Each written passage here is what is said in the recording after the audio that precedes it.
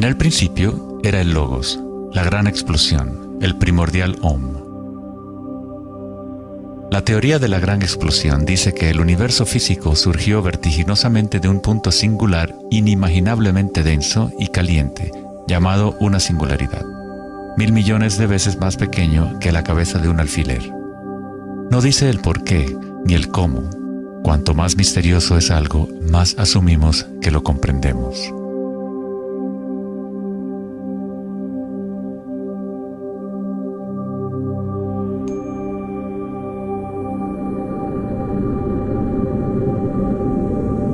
Antes se pensaba que la gravedad haría que se desacelerara eventualmente la expansión del universo, o que lo contraería en una gran implosión. Sin embargo, las imágenes del telescopio Hubble demuestran que la expansión del universo parece estar acelerándose, expandiéndose más y más desde su origen en la gran explosión. De alguna manera, hay más masa en el universo de la cual la física había predicho.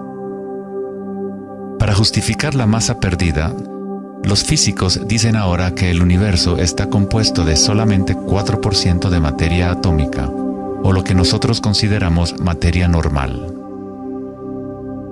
23% del universo es materia oscura y 73% es energía oscura, lo cual antes pensábamos que era espacio vacío. Es como un sistema nervioso invisible que recorre el universo conectando todas las cosas.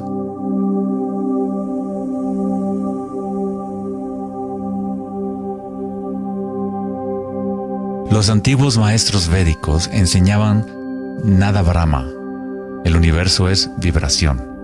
El campo vibratorio es la raíz de toda experiencia espiritual e investigación científica verdaderas.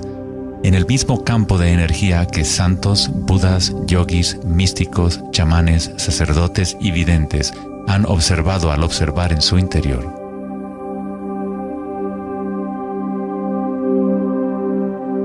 Se le ha denominado Akasha, el primordial Om, la red de joyas de Indra, la música de las esferas y miles de otros nombres a través de la historia.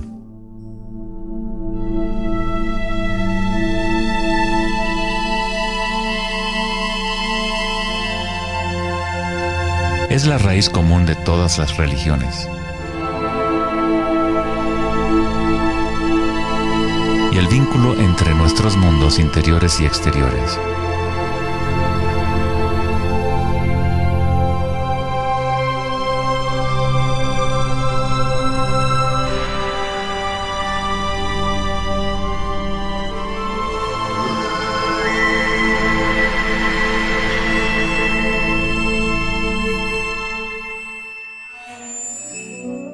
En el siglo III, el budismo Mahayana describió una cosmología no muy diferente a la física más avanzada de hoy en día.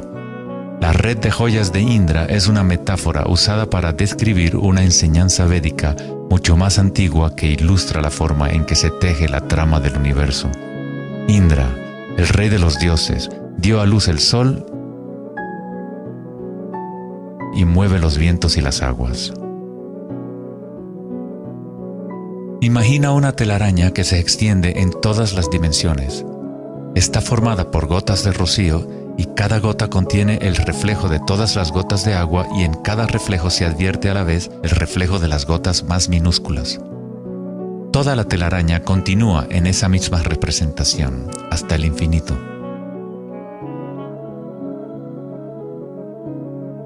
La red de Indra podría ser descrita como un universo holográfico, donde hasta el más mínimo rayo de luz contiene el patrón completo de la totalidad. Se hace referencia a veces al científico serbio-americano Nikola Tesla como el hombre que inventó el siglo XX. Tesla fue el responsable del descubrimiento de la electricidad de corriente alterna y muchos otros inventos que ahora son parte de la vida cotidiana. Debido a su interés en las antiguas tradiciones védicas, Tesla se encontraba en una posición única para comprender la ciencia a través de un modelo tanto oriental como occidental. Como todos los grandes científicos, Tesla investigó profundamente los misterios del mundo exterior, pero también observó profundamente su interior. Al igual que los antiguos yogis, Tesla utilizó el término akasha para describir el sentido etéreo que se extiende a lo largo de todo.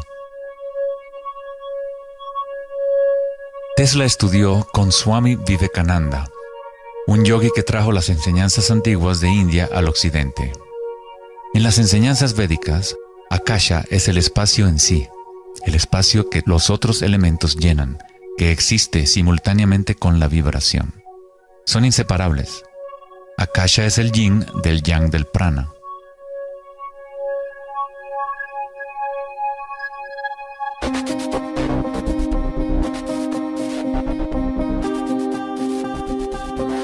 Un concepto moderno que nos puede ayudar a conceptualizar a Akasha, o la sustancia primaria, es la idea de los fractales.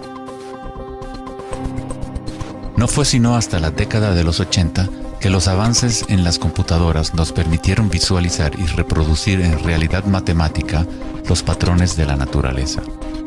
El término fractal fue acuñado en 1980 por el matemático Benoit Mandelbrot, que estudió ciertas ecuaciones matemáticas simples de cuando se repiten, producen una serie interminable de cambios en las formas matemáticas o geométricas dentro de un marco limitado. Son limitadas, pero al mismo tiempo infinitas. Un fractal es una forma geométrica aproximada que se puede dividir en partes, cada una de las cuales es aproximadamente del tamaño de una copia reducida del patrón completo, una propiedad llamada autosemejanza. Los fractales de Mandelbrot han sido llamados las huellas digitales de Dios.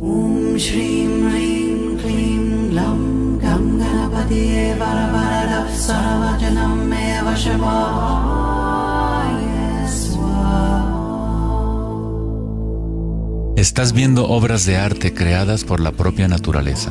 Si se gira la figura de Mandelbrot de cierta forma, luce muy similar a una deidad hindú o a un Buda. Esta figura ha sido denominada la figura Buddha-Brot.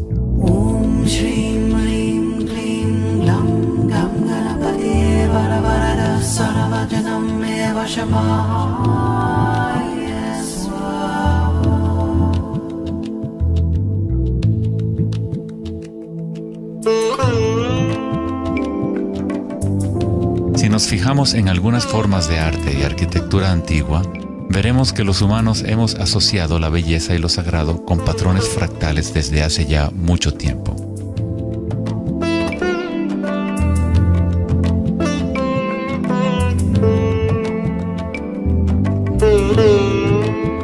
Infinitamente complejos, sin embargo, cada parte contiene la semilla para recrear el conjunto. Los fractales han cambiado el punto de vista de los matemáticos respecto a la percepción y el funcionamiento del universo. Con cada nuevo nivel de aumento surgen diferencias del original. El cambio y la transformación constante ocurren a medida que atravesamos el nivel de un detalle fractal a otro. Esta transformación es el espiral cósmico, la inteligencia intrínseca de la matriz del espacio-tiempo.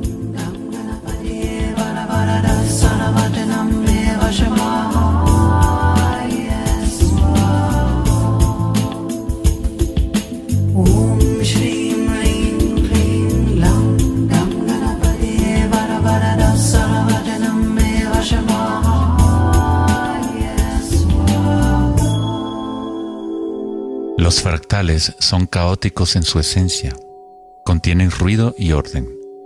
Cuando nuestras mentes reconocen o definen un patrón, nos enfocamos en él como si fuera una cosa.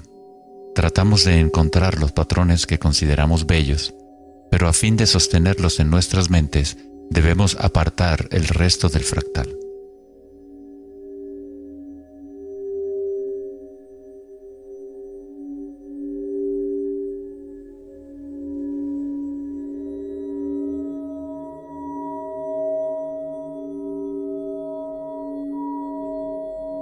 Comprender un fractal con los sentidos es limitar su movimiento. Toda la energía del universo es neutral, atemporal y carece de dimensiones. Nuestra propia creatividad y la capacidad de reconocimiento de patrones es la relación entre el microcosmos y el macrocosmos. el mundo eterno de las ondas y el sólido mundo de las cosas. La observación es un acto de creación a través de las limitaciones inherentes del pensamiento. Estamos creando la ilusión de solidez de las cosas al etiquetarlas y nombrarlas.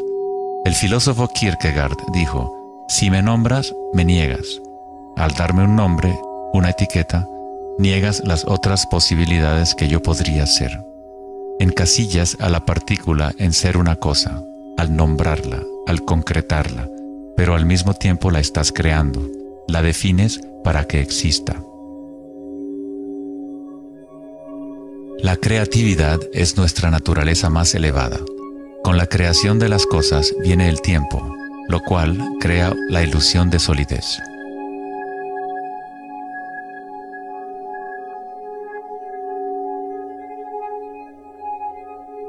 Einstein fue el primer científico en comprender que lo que nosotros consideramos espacio vacío no es la nada, posee propiedades y casi incalculables cantidades de energía son parte intrínseca de la naturaleza del espacio. El famoso físico Richard Feynman dijo en una ocasión: hay suficiente energía en un solo metro cúbico de espacio para hervir todos los océanos del mundo. Los meditadores avanzados saben que en el silencio se encuentra el mayor poder. Buda tenía otro término para la sustancia primaria. La llamaba kalapas. Las kalapas son como partículas u ondas minúsculas que están surgiendo y desapareciendo miles de millones de veces por segundo.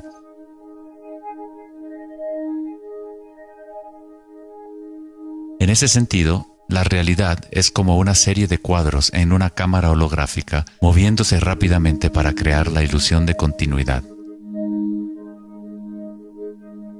Cuando la conciencia se queda completamente inmóvil, se comprende la ilusión, pues es la conciencia misma la que genera la ilusión.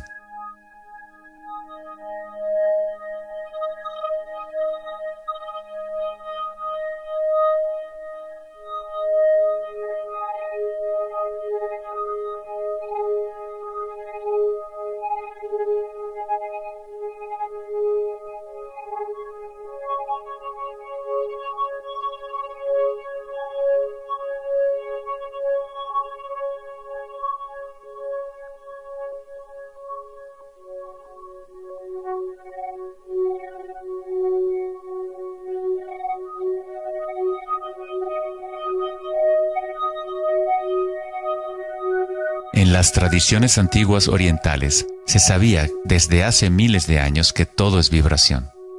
Nada Brahma, el universo es sonido. La palabra nada significa sonido o vibración y Brahma es el nombre de Dios. Brahma, al mismo tiempo, es el universo y es el creador. El artista y el arte son inseparables.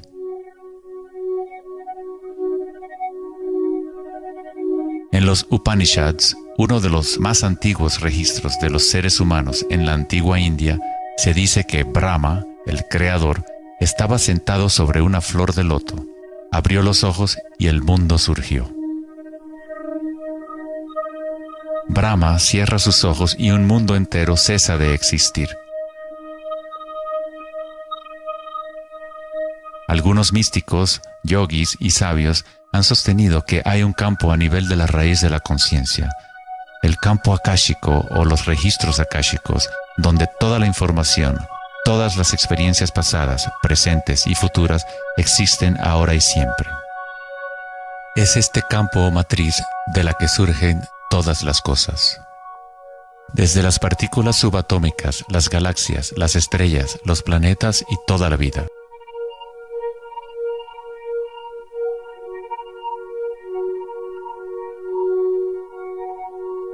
Nunca ves nada en su totalidad, ya que todo está formado de capas y capas de vibración y está constantemente cambiando. Intercambio de información con Akasha. Un árbol bebe del sol, del aire, de la lluvia y de la tierra.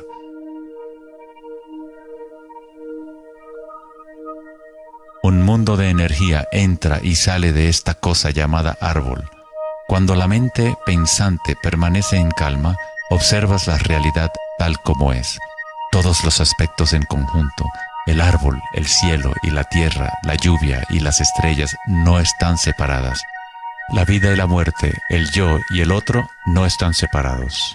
Así como la montaña y el valle son inseparables. En las tradiciones indígenas de los Estados Unidos y en otras tradiciones indígenas, se dice que cada cosa tiene espíritu, lo cual es otra forma de decir, todo está conectado con la única fuente de vibración. Hay una conciencia, un campo, una fuerza que se mueve a través de todo. Este campo no está aconteciendo a tu alrededor, sino a través de ti y en calidad de tu esencia. Tú eres la U en la palabra universo. Eres los ojos con los cuales la creación se observa a sí misma. Cuando te despiertas de un sueño, te das cuenta que todo lo del sueño era parte de ti. Tú lo estabas creando. Es igual para lo que llamamos la vida real. Cada uno y cada cosa eres tú. La única conciencia mirando a través de cada ojo, bajo cada roca,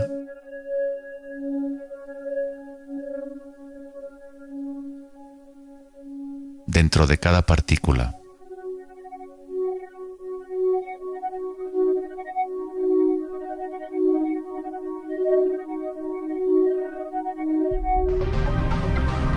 Los investigadores internacionales del CERN, el Laboratorio Europeo de Física de Partículas, están buscando este campo que se extiende a lo largo de todas las cosas. Pero en lugar de mirar hacia adentro, miran al mundo físico externo. Científicos del laboratorio CERN en Ginebra, Suiza, anunciaron que habían encontrado el bosón de Higgs, o la partícula de Dios. Los experimentos del bosón de Higgs demostraron científicamente que un campo de energía invisible llena el vacío del espacio. El gran colisionador de hadrones del CERN consiste en un anillo de 17 millas de circunferencia en la que dos haces de partículas corren en direcciones opuestas, convergiendo y estrellándose casi a la velocidad de la luz. Los científicos observan lo que surge de las violentas colisiones. El modelo estándar no puede explicar cómo las partículas obtienen su masa. Todo parece estar compuesto de vibraciones, pero no hay ninguna cosa que esté siendo vibrada. Es como si hubiera un bailarín invisible, una sombra, danzando oculta en el valle del universo. Los demás bailarines siempre han danzado alrededor de este bailarín oculto. Hemos observado la coreografía, pero hasta ahora no podíamos ver el bailarín.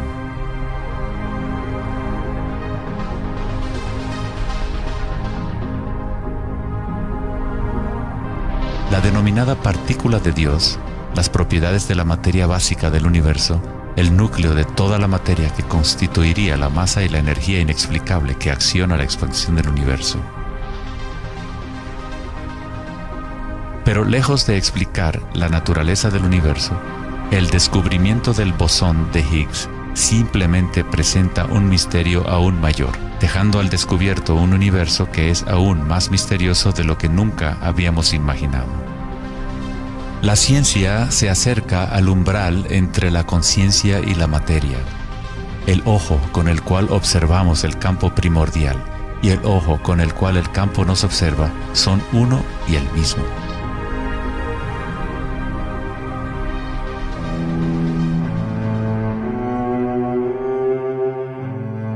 El célebre escritor alemán Wolfgang von Goethe dijo: "La onda es el fenómeno primordial que dio origen al mundo". La cimática es el estudio del sonido visible. La palabra cimática proviene de la raíz griega kuma, que significa onda o vibración.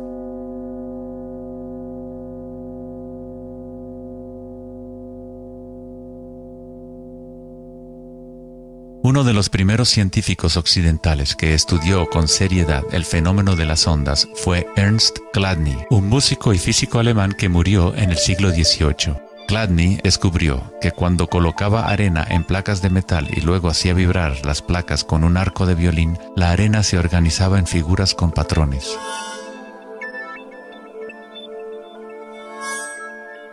Diferentes formas geométricas aparecían dependiendo de la vibración producida.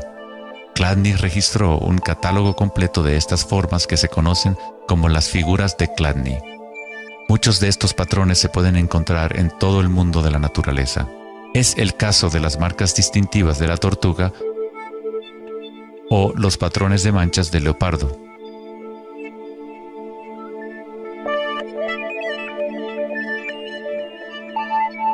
El estudio de los patrones Chladni o patrones ximáticos es uno de los métodos secretos con el que los fabricantes de alta calidad de guitarras, violines y otros instrumentos prueban la calidad del sonido que emiten.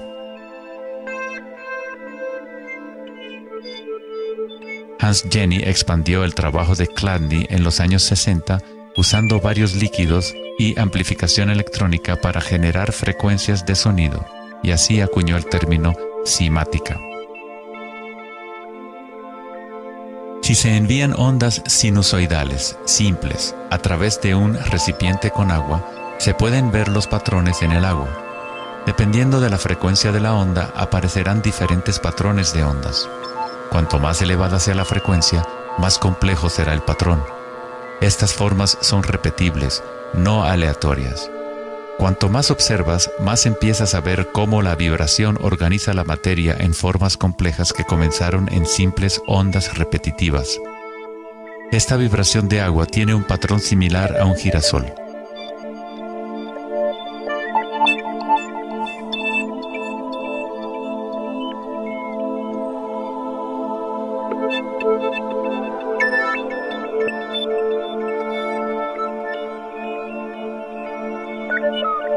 Tan solo cambiando la frecuencia de sonido se obtiene un patrón diferente.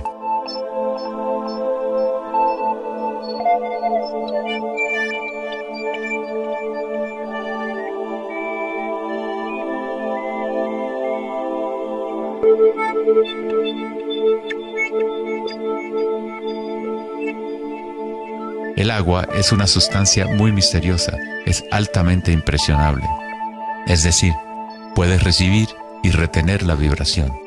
Debido a su capacidad y sensibilidad de resonancia elevada y a su disposición interna para resonar, el agua responde instantáneamente a todos los tipos de ondas acústicas. Agua y tierra vibrante constituyen la mayoría de la masa en las plantas y los animales. Es fácil observar cómo simples vibraciones en el agua pueden crear patrones reconocibles naturales, pero a medida que agregamos sólidos y aumentamos la amplitud, las cosas se ponen aún más interesantes. Al añadir almidón de maíz al agua, obtenemos fenómenos más complejos.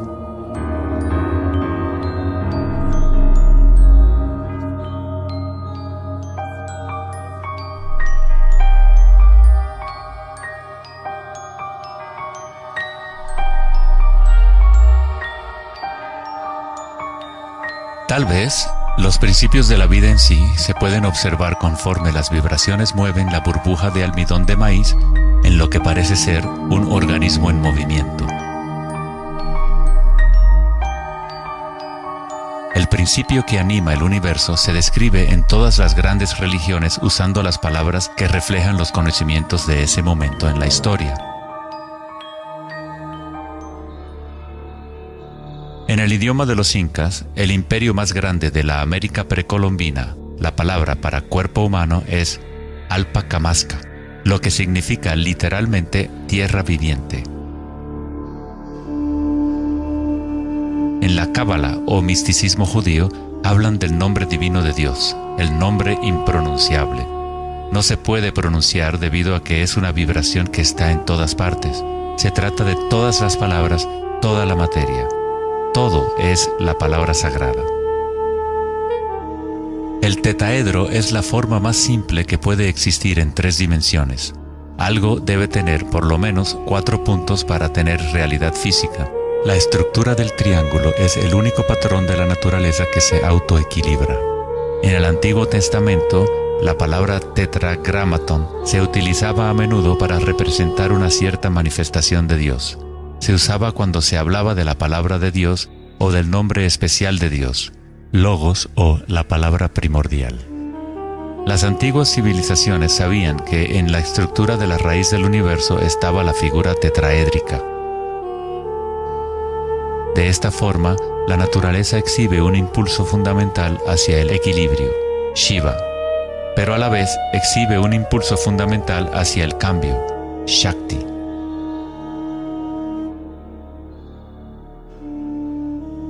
En la Biblia, el Evangelio de Juan dice comúnmente, en el principio era la palabra, pero en el texto original el término utilizado fue logos. El filósofo griego Heráclito, quien vivió alrededor de 500 años antes de Cristo, se refirió al logos como algo fundamentalmente incognoscible, el origen de toda repetición, patrón y forma. Los filósofos estoicos que siguieron las enseñanzas de Heráclito identifican el término con el principio inspirador divino que impregna el universo.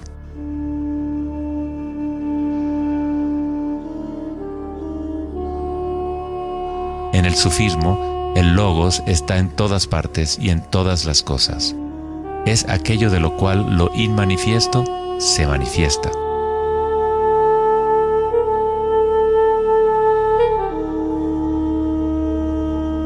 En la tradición hindú, Shiva Nataraja significa literalmente Señor de la danza. El cosmos entero danza al tambor de Shiva. Todo está imbuido o impregnado con la pulsación.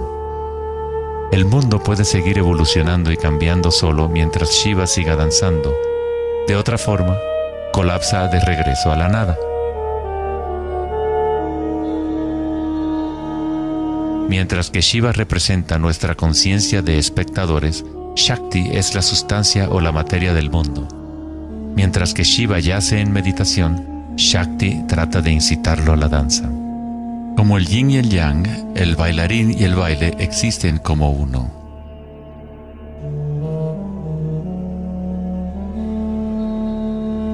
Logos también significa verdad inocultable. Aquel que conoce el logos, conoce la verdad. Existen muchas capas de encubrimiento en el mundo humano como consecuencia de los múltiples giros de Akasha hasta convertirse en estructuras complejas que ocultan la fuente de sí misma. Como un juego divino de las escondidas, nos hemos ocultado desde hace miles de años y eventualmente nos hemos olvidado por completo del juego. De alguna forma, nos olvidamos que había algo que encontrar. En el budismo se enseña a través de la meditación a percibir directamente el logos, el campo del cambio o impermanencia en nuestro interior. Cuando observas tu mundo interior, observas las sensaciones y energías más sutiles conforme la mente se concentra y se enfoca. A través de la comprensión directa de anicca o impermanencia a nivel de la raíz de la sensación, uno se libera del apego a las formas externas transitorias.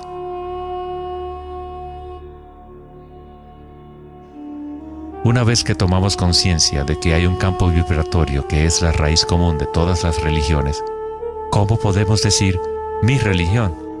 O este es mi Om primordial, mi campo cuántico.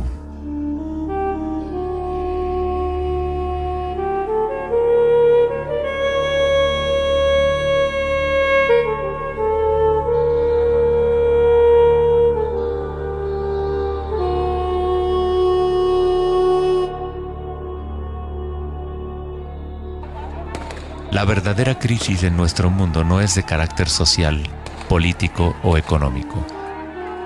Nuestra crisis es una crisis de conciencia, la incapacidad de experimentar directamente nuestra verdadera naturaleza. La incapacidad de reconocer esto en todo el mundo y en todas las cosas.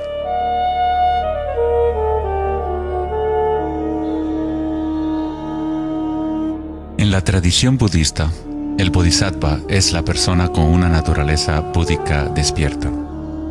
Un bodhisattva se compromete a ayudar a despertar a cada ser en el universo, comprendiendo que solo hay una conciencia. Para despertar el verdadero ser, uno debe despertar a todos los seres.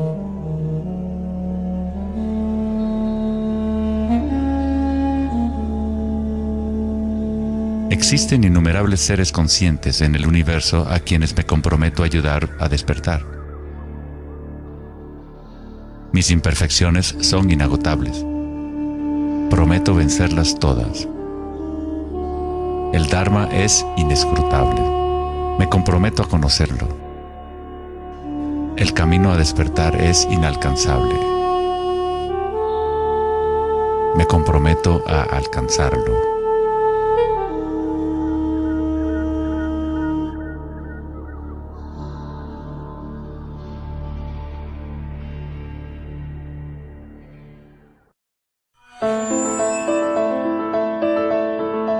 El filósofo Platón, partidario de Pitágoras, insinuaba enigmáticamente que había una llave de oro que unificaba todos los misterios del universo.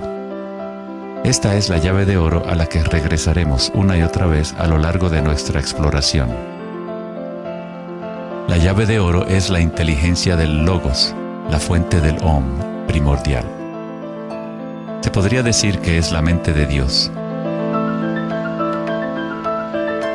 Con nuestros limitados sentidos, estamos observando solo la manifestación externa de la mecánica oculta de la autosemejanza. La fuente de esta simetría divina es el misterio más grande de nuestra existencia. Muchos de los pensadores monumentales de la historia, como Pitágoras, Kepler, Leonardo da Vinci, Tesla y Einstein, han llegado al umbral del misterio. Einstein dijo: "Lo más bello que podemos experimentar es lo misterioso. Es la fuente de cualquier arte y ciencia verdadera". Aquel que no conoce esta emoción, que no hace pausa para maravillarse y quedarse absorto en admiración, es como si estuviera muerto. Sus ojos están cerrados. Estamos en la posición de un niño pequeño entrando a una gran biblioteca llena de libros en muchos idiomas diferentes. El niño sabe que alguien debe haber escrito esos libros. No sabe cómo. No entiende los idiomas en que están escritos. El niño sospecha ligeramente que hay un orden misterioso en la disposición de los libros, pero no sabe cuál es. A mí me parece que esa es la actitud, inclusive del ser humano más inteligente, hacia Dios. Vemos un universo maravillosamente ordenado que obedece ciertas leyes. Nuestras mentes limitadas no pueden comprender la misteriosa fuerza que mueve las constelaciones. Todo científico que observa detenidamente el universo y todo místico que observa profundamente su interior, se encuentra tarde o temprano, cara a cara, con la misma cosa: la espiral primordial.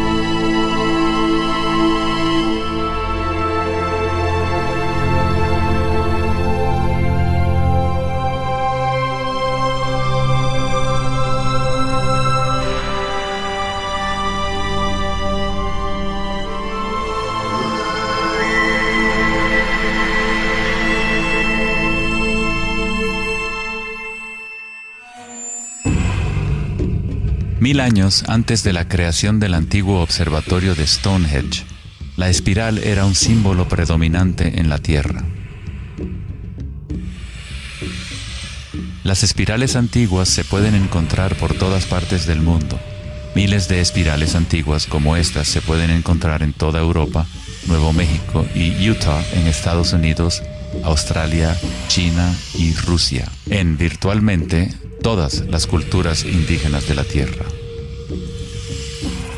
Las espirales antiguas simbolizan el crecimiento, la expansión y la energía cósmica encarnada en el Sol y en el cielo. La forma espiral refleja el macrocosmos del universo mismo revelándose. En las tradiciones indígenas, la espiral es la fuente energética, la madre primordial.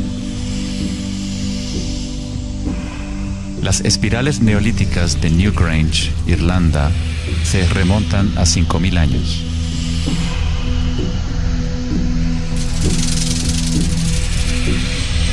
tienen 500 años más que la Gran Pirámide de Giza y son igual de enigmáticas ante los observadores modernos.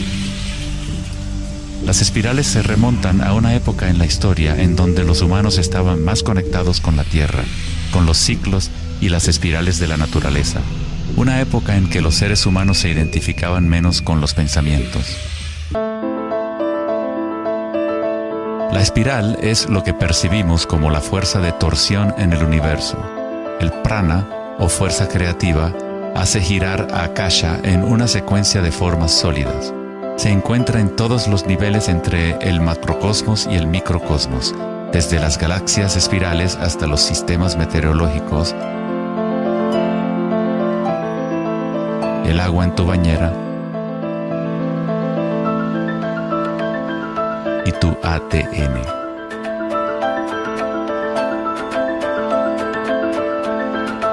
En la experiencia directa de tu propia energía, la espiral primordial no es una idea, sino más bien lo que hace posible toda condición e idea.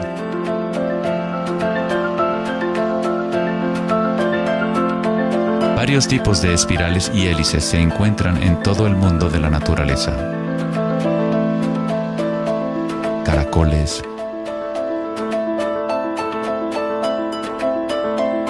corales marinos,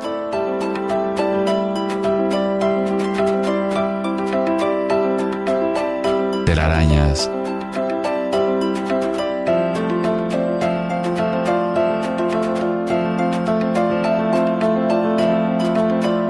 fósiles.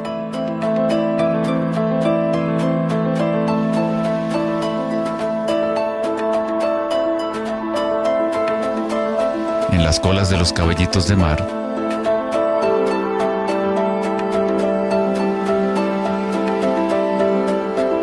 y en las conchas.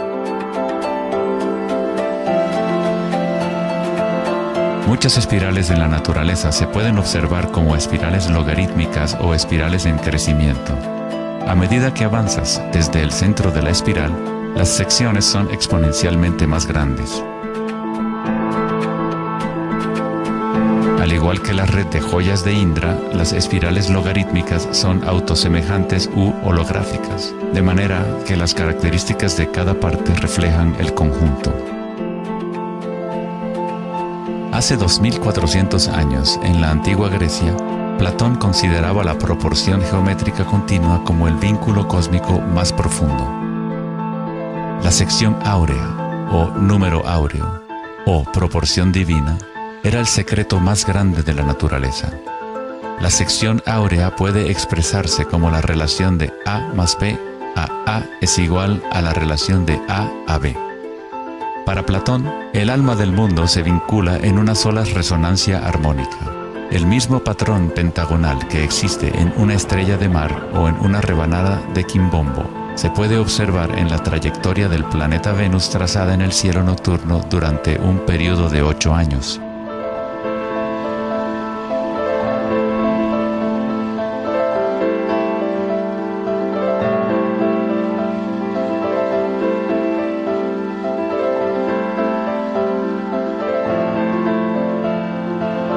Se observa en el mundo inteligible de las formas en el cielo y en el mundo visible de los objetos materiales en la Tierra, a través de este principio de la autosemejanza geométrica.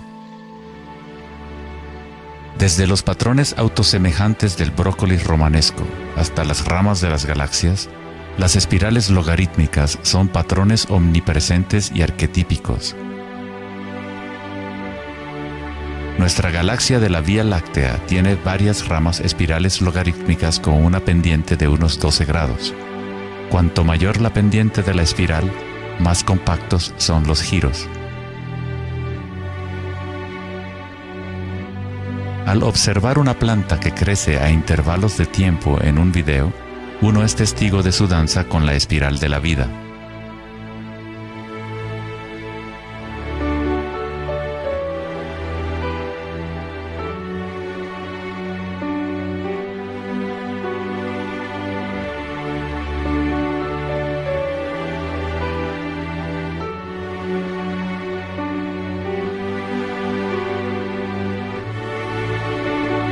Una espiral dorada es una espiral logarítmica que crece hacia afuera, siguiendo el factor de la sección áurea.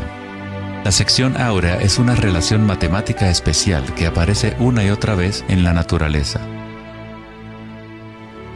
El patrón que se observa a continuación se denomina la serie de Fibonacci o la secuencia de Fibonacci.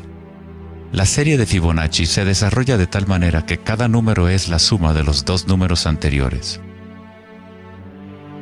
El matemático y astrónomo alemán Kepler descubrió que patrones autosemejantes de espirales son observables de la manera en la cual las hojas están dispuestas en los tallos de las plantas, o en el orden de los pétalos y los capullos de las flores. Leonardo da Vinci observó que el espacio en las hojas tenía a menudo forma de patrones espirales. Estos patrones se llaman filotaxis o patrones de disposición de las hojas.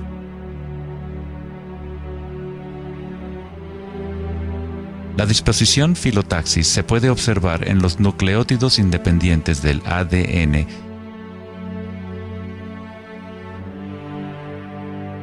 y en todo, desde los árboles genealógicos de conejos reproductores hasta en las piñas del pino, de los cactus a los copos de nieve, y en organismos simples como las diatomeas. Las diatomeas son uno de los tipos más comunes de fitoplancton, organismos unicelulares que sirven de alimento a numerosas especies en la cadena alimenticia.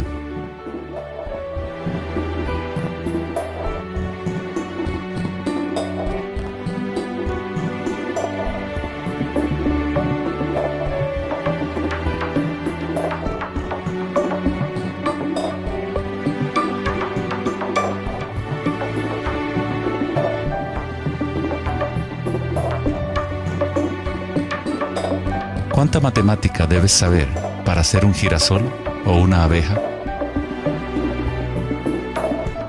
La naturaleza no consulta al departamento de física para producir un brócoli. La estructura en la naturaleza ocurre automáticamente.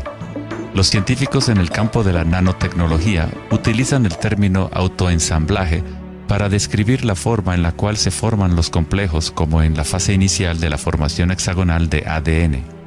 En la ingeniería de la nanotecnología, los nanotubos de carbono se componen de una disposición similar de materiales. La naturaleza hace este tipo de geometría una y otra vez sin esfuerzo, automáticamente, sin una calculadora. La naturaleza es precisa y extremadamente eficiente. Según el famoso arquitecto y autor Buckminster Fuller, estos patrones son una función del espacio-tiempo. El ADN y el panal de abejas tienen esa forma por la misma razón que una burbuja es redonda. Es la forma más eficiente que requiere la menor cantidad de energía. El espacio en sí tiene una forma y permite solo ciertas configuraciones de la materia, siempre volviendo a lo más eficiente. Estos patrones son la forma más fuerte y eficiente de construir estructuras arquitectónicas como las cúpulas geodésicas.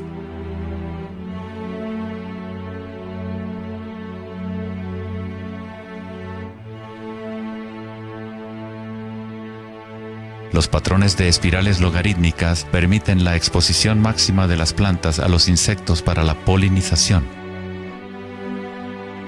La máxima exposición a la luz solar y la lluvia que les permite llevar el agua de manera eficiente y en espiral hacia sus raíces. Las aves rapaces utilizan el patrón de espiral logarítmica para acechar a su próxima presa. Volar en espiral es la forma más eficiente de cazar.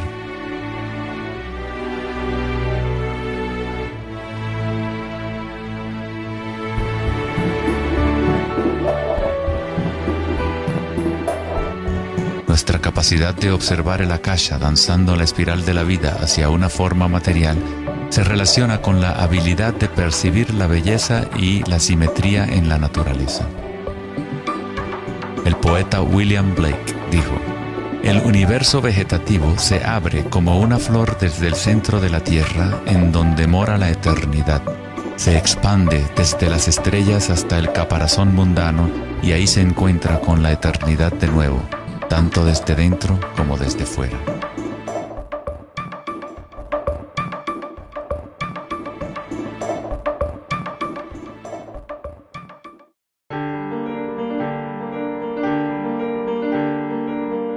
estudio de los patrones en la naturaleza no es algo familiar en el mundo occidental, pero en la antigua China, esta ciencia es conocida como Li. El Li refleja el orden dinámico y el patrón en la naturaleza. Pero no es considerado algo estático, congelado o inmutable como un mosaico. Es un patrón dinámico que se materializa en todos los seres vivos.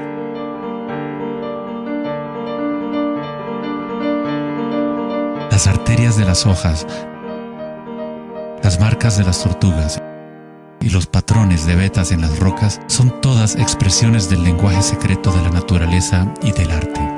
El laberinto es uno de los muchos patrones de Li. Se encuentran en las estructuras de los corales, en hongos como el morel,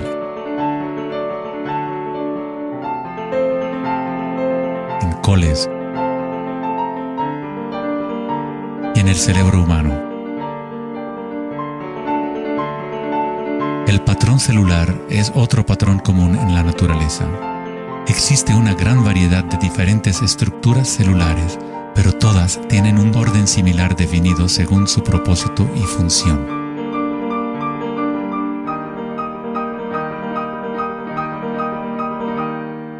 Es fácil quedarse fascinado ante el juego constante de formas, pero lo más interesante es que ciertas formas arquetípicas parecen estar entretejidas en la trama de la naturaleza. El patrón de ramificación es otro patrón Li, o modelo arquetípico observable en todos los niveles y en todas las escalas fractales.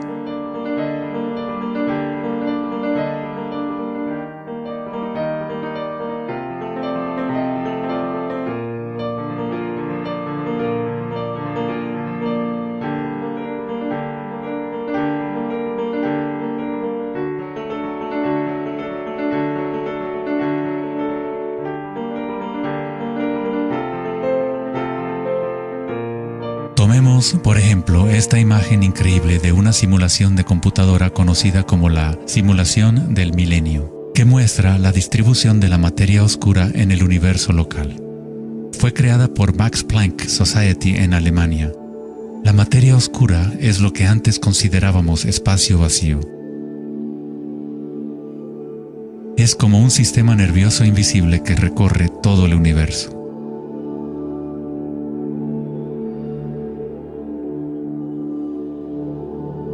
El universo es literalmente como un cerebro gigante. Está constantemente utilizando un tipo de energía oscura u oculta que solo hasta ahora la ciencia empieza a entender. A través de esta red inmensa, la insondable energía se mueve proporcionando el impulso para la expansión y el crecimiento del universo.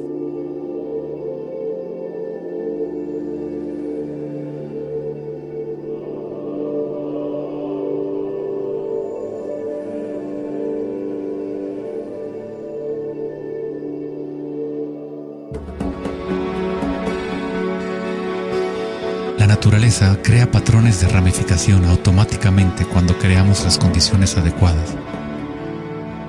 La naturaleza es una máquina generadora de arte o un motor creador de belleza. Aquí, la electricidad se utiliza para hacer crecer las ramas de cristal plata. El metraje es en intervalos de tiempo a medida que crecen durante varias horas. Los cristales se forman sobre el cátodo de aluminio cuando los iones se depositan por electrólisis a partir de una solución de nitrato de plata. La formación es autoorganizadora. Estás viendo arte generado por la propia naturaleza. Johann Wolfgang von Goethe dijo: "La belleza es una manifestación de las leyes secretas de la naturaleza, que de otra manera estarían ocultas para nosotros por siempre". En este sentido, todo en la naturaleza está vivo, organizándose a sí mismo. Cuando se usa alto voltaje en la ramificación fractal, esto se vuelve todavía más obvio. Está sucediendo en tiempo real.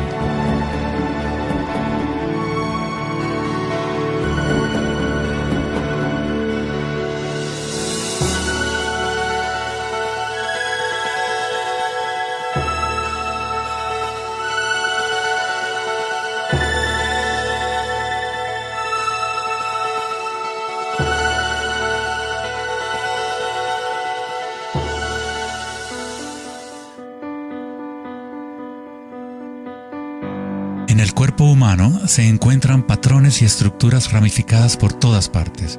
Son, por supuesto, el sistema nervioso de la medicina occidental. Pero en la medicina china, ayurvédica y tibetana, los meridianos de energía son un componente esencial para entender cómo funciona el cuerpo. Los nadis o meridianos de energía forman estructuras ramificadas. Una autopsia no revelará los chakras o nadis, pero eso no quiere decir que no existen. Es necesario refinar las herramientas que usamos para poder observar. En primer lugar, debes aprender a acallar tu mente. Solo entonces podrás ver estas cosas primero en tu interior. En la teoría eléctrica, cuanta menos resistencia haya en un cable, más fácilmente puede transportar energía. Al cultivar la ecuanimidad a través de la meditación, se crea un estado de no resistencia en tu cuerpo.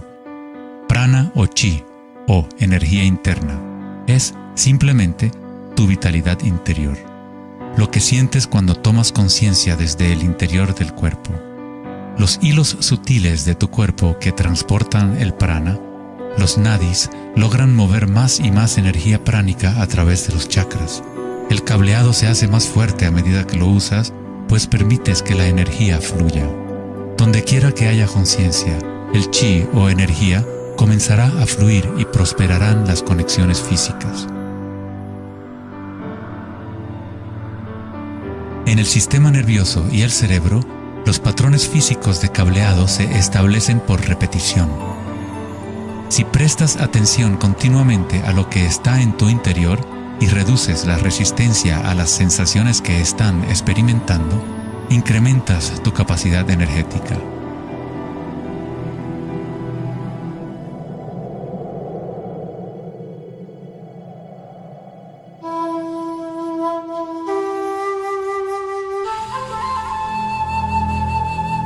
En el taoísmo, el símbolo del yin y el yang representa la interpenetración de las fuerzas en espiral de la naturaleza. El yin y el yang no son dos y no es uno. El antiguo concepto del ara está representado por un yin y yang o remolino en espiral. Es el centro de energía localizado en el abdomen, debajo del ombligo. Ara significa literalmente mar u océano de energía. En China, el ara es llamado el Dantien inferior. En muchas formas de artes marciales asiáticas, se dice que el guerrero con ara fuerte es imparable. En la tradición samurái, una forma de suicidio ritual o seppuku era el harakiri. Esto significa traspasar tu propio ara, desconectando el chi o canal de energía.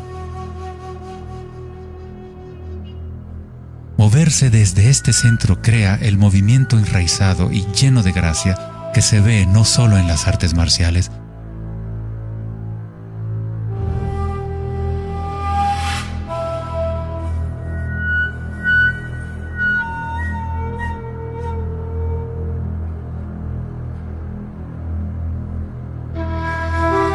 sino en grandes golfistas,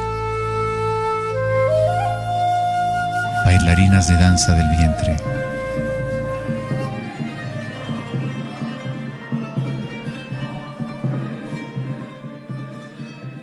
y derviches giradores sufíes.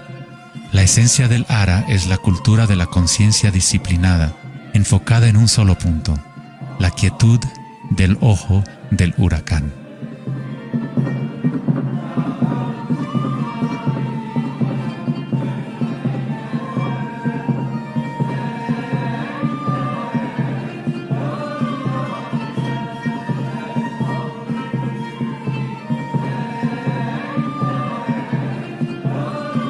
Es el instinto de nuestras entrañas con relación a nuestra propia fuente de energía.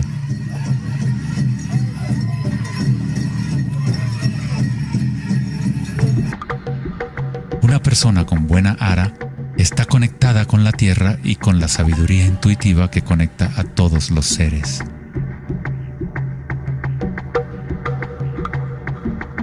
Pensar con tu vientre, el ara de Kengasai, es conectarte con tu sabiduría interior.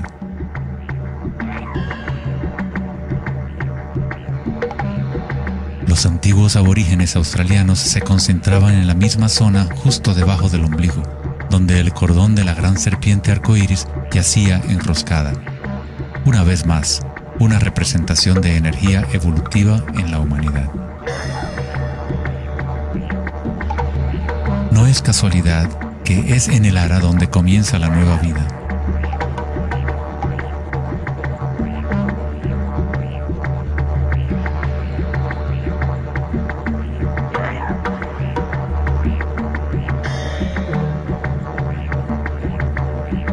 El sistema nervioso entérico, a veces llamado cerebro intestinal, es capaz de mantener una matriz compleja de conexiones similares a las del cerebro en la cabeza, con sus propias neuronas y neurotransmisores.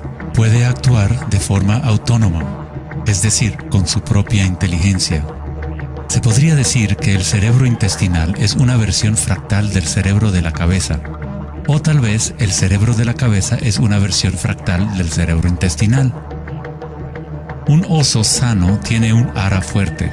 Cuando un oso sabe dónde hurgar para encontrar hierbas, sigue el movimiento del chi a través de sus sentidos, centrando en el Ara o vientre. Esta es la conexión del oso con la cabaña de los sueños, el lugar en las tradiciones indígenas de donde proviene todo el conocimiento y regresa hacia la espiral de la vida. Pero, ¿cómo conocían los antiguos pueblos la espiral si la ciencia moderna está apenas empezando ahora a reconocer su importancia? Pregúntale a las abejas. Ellas no se han olvidado de amar. Las abejas tienen una conexión especial con la fuente como parte de un sistema simbiótico que ayuda a la belleza y a la diversidad a florecer. Son un puente entre el macrocosmos y el microcosmos. Hay un corazón que nos conecta a todos, como una mente colectiva, por llamarla así. Al igual que un cerebro abierto, la colmena envía sus sueños al mundo para manifestarse.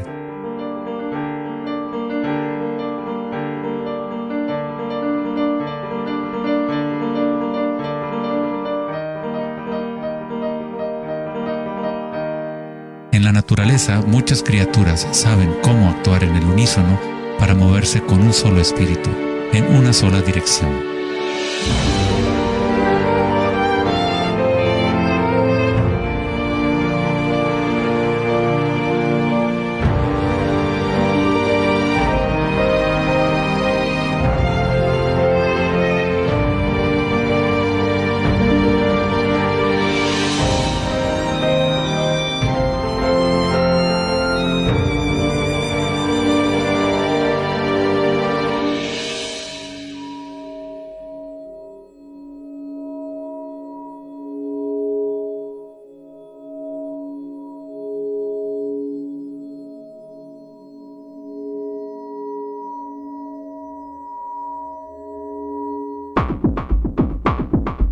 Pero no todos se benefician de las otras especies a su alrededor. Por ejemplo, la cigarra devora todo en su camino. Una cigarra no tiene ninguna otra opción que actuar como cigarra. Nunca va a producir miel ni a polinizar plantas como una abeja. El comportamiento de una cigarra es rígido, pero un ser humano es único en el sentido de que podemos actuar como una abeja o como una cigarra. Tenemos la libertad de cambiar y manipular los patrones de la forma en que interactuamos con el mundo. Podemos existir en simbiosis o como parásitos.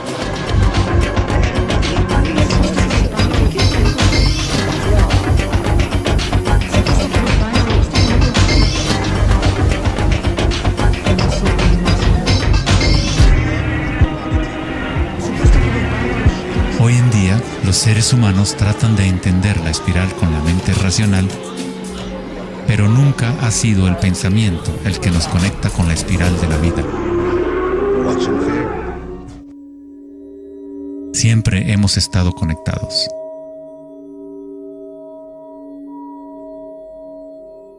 El pensamiento ha sido lo que nos ha mantenido en la ilusión de la separación dentro de nuestras propias identidades. El pensamiento es la creación de la separación, la experiencia de limitación. Cuanto más nos alineamos con el pensamiento, más nos alejamos de la fuente. Las culturas antiguas menos orientadas al pensamiento se alineaban con la espiral de una manera más directa y personal de lo que nosotros hacemos hoy en día. En la antigua India, el Kundalini es una representación de la propia energía interior que se mueve a lo largo de la columna vertebral en un patrón en forma de serpiente o hélice. En las antiguas tradiciones yogis de la India, los mundos interiores de las personas de la época se comparaban con las culturas que se centraban en el Ara. Equilibrar el poder de la espiral con la quietud propia de la observación de tu conciencia es alinearte con tu pleno potencial evolutivo, para florecer como el ser original y multifacético que fuiste concebido. Ida, el femenino o canal lunar, está conectado al cerebro derecho y Pingala, el canal masculino o solar, está conectado al cerebro izquierdo. Cuando estos dos canales están en equilibrio, la energía fluye hasta un tercer canal, Sushumna, en el centro de la columna vertebral, energizando los chakras y desbloqueando nuestro pleno potencial evolutivo. La palabra chakra es una antigua palabra sánscrita que significa rueda de energía. El Kundalini es nada menos que la espiral primordial que, como una danza, hace emerger tu vida humana a la existencia. Es un orden diferente de energía al que normalmente conocemos, como un puente de materia bruta para las energías más sutiles. Tú eres ese puente. El Kundalini no es una energía que pueda ser forzada a través de la voluntad, el esfuerzo ni la fricción. Es similar a cultivar una flor. Todo lo que podemos hacer como buenos jardineros es preparar la tierra y las condiciones adecuadas y luego dejar que la naturaleza siga su curso.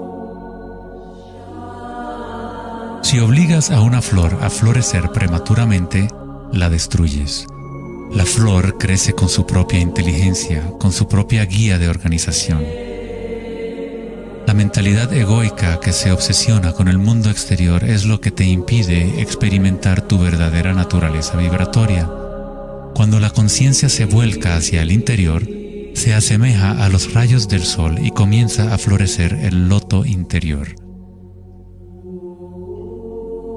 Conforme el Kundalini despierta en nuestro interior, comenzamos a notar el distintivo de la espiral en todas las cosas. En todos los patrones internos y externos, esta espiral es el vínculo entre nuestros mundos interiores y exteriores.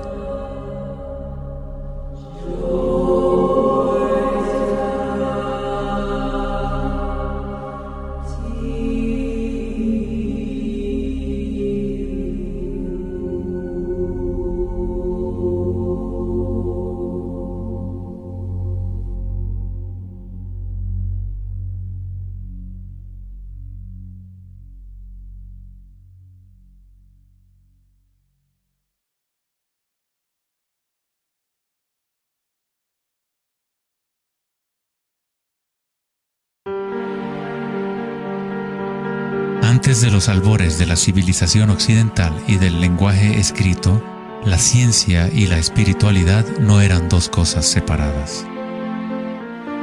En las enseñanzas de las grandes tradiciones antiguas, la búsqueda externa de conocimiento y certeza era compensada por un sentimiento interior de impermanencia y comprensión intuitiva de la espiral del cambio. A medida que el pensamiento científico se hizo más predominante y la información se fue multiplicando, comenzó la fragmentación en nuestros sistemas de conocimiento.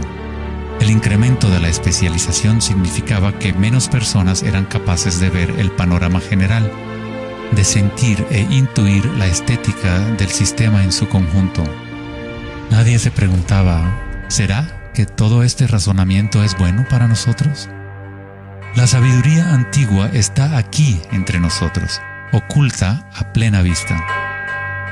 Pero estamos demasiado preocupados con nuestros pensamientos como para reconocerla. Esta sabiduría olvidada es la manera de restablecer el equilibrio entre lo interno y lo externo, el yin y el yang, entre la espiral del cambio y la quietud de nuestro centro.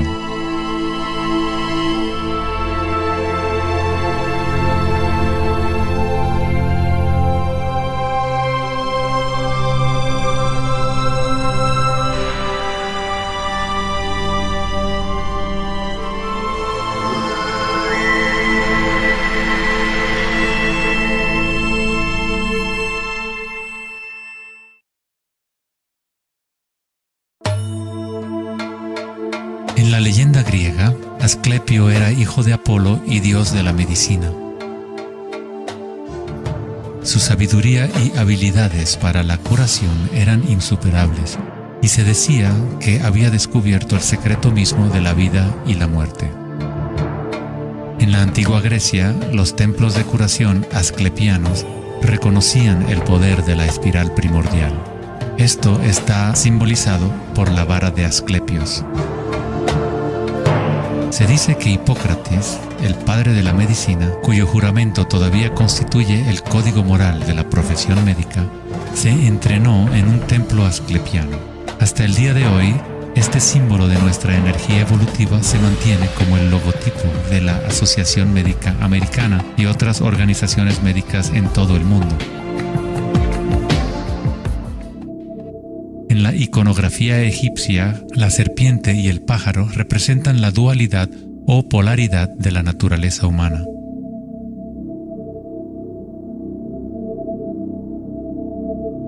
La serpiente en dirección descendiente es la espiral manifestada y la energía evolutiva del mundo.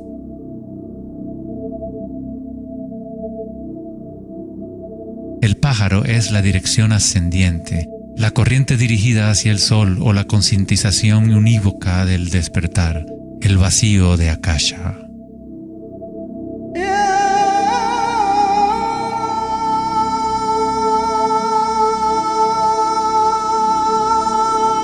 Faraones y dioses son representados con su energía despierta, en donde la serpiente Kundalini asciende por la columna vertebral y traspasa el chakra ajna entre los ojos. Esto se denomina el ojo de Horus. En la tradición hindú, el bindi también representa el tercer ojo, la conexión divina con el espíritu.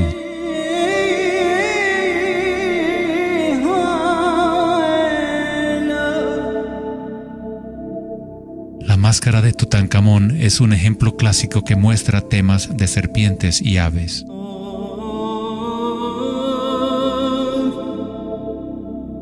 Las tradiciones mayas y aztecas combinan a la serpiente y al pájaro en un solo dios, Quetzalcóatl o Kukulcán. El dios de la serpiente alada representa la conciencia evolutiva despierta o el Kundalini despierto.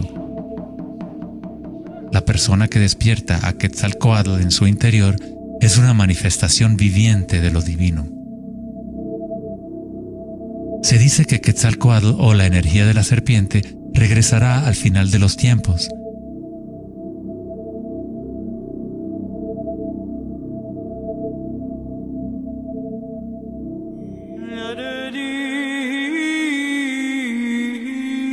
Los símbolos de la serpiente y las aves se pueden también encontrar en el cristianismo. Su significado real podría estar codificado de una manera más profunda, pero el significado es el mismo que en otras tradiciones antiguas. En el cristianismo, el pájaro o paloma que se ve a menudo sobre la cabeza de Cristo representa al Espíritu Santo o Kundalini Shakti a medida que asciende al sexto chakra y más allá. Los místicos cristianos llaman al Kundalini por otro nombre, Espíritu Santo. En Juan 3:14 dice: así como Moisés levantó la serpiente en el desierto, así también es necesario que el Hijo del Hombre sea levantado. Jesús y Moisés despertaron su energía Kundalini, trayendo el despertar de la conciencia a las fuerzas inconscientes reptilianas que rigen los deseos del ser humano. Se dice que Jesús pasó 40 días y 40 noches en el desierto, durante los cuales fue tentado por Satanás. De igual forma, Buda fue tentado por Mara cuando estaba sentado en busca de la iluminación bajo el árbol Bodhi o árbol de la sabiduría. Tanto Cristo como Buda tuvieron que alejarse de la tentación de los placeres sensoriales y mundanos.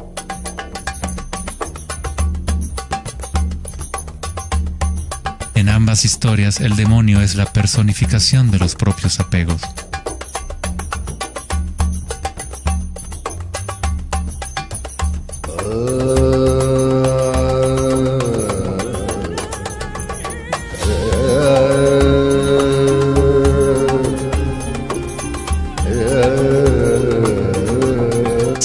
estudiamos la historia de Adán y Eva a través de la luz de las tradiciones védicas y egipcias, descubrimos que la serpiente que vigila el árbol de la vida es el Kundalini. La manzana representa el encanto y la tentación del mundo sensorial externo.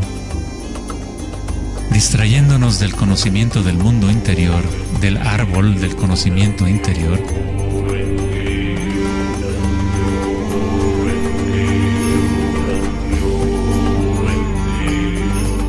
el árbol es simplemente la red de nadis o meridianos de energía dentro de nosotros mismos, que forma literalmente estructuras ramificadas por todo el cuerpo.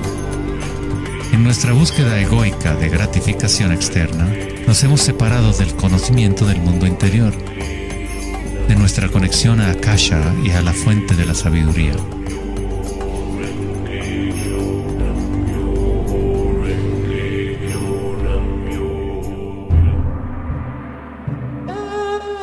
Muchos de los mitos históricos del mundo sobre dragones pueden interpretarse como metáforas de las energías internas de las culturas de las cuales forman parte. En China, el dragón sigue siendo un símbolo sagrado que representa la felicidad. Al igual que los faraones egipcios, los antiguos emperadores chinos que habían despertado sus energías evolutivas fueron representados por la serpiente alada o dragón. El tótem real del emperador de Jade o el emperador celestial muestra un balance similar a los canales de Ida y Pingala. El yin y el yang del taoísmo es el despertar del centro pineal, o como lo denomina el taoísmo, el Dantien superior.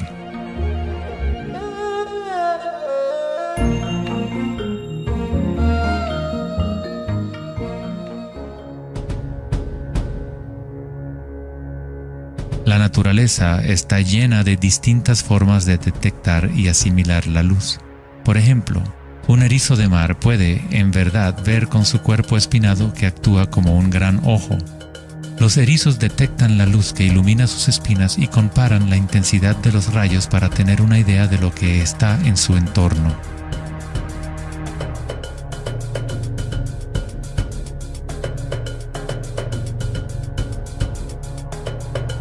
Las iguanas verdes y otros reptiles tienen un ojo parietal o glándula pineal en la parte superior de la cabeza que utilizan para detectar depredadores desde arriba.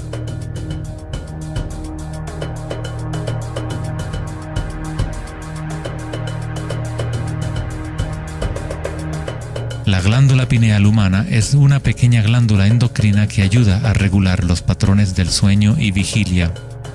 A pesar de que está oculta profundamente en la cabeza, la glándula pineal es sensible a la luz.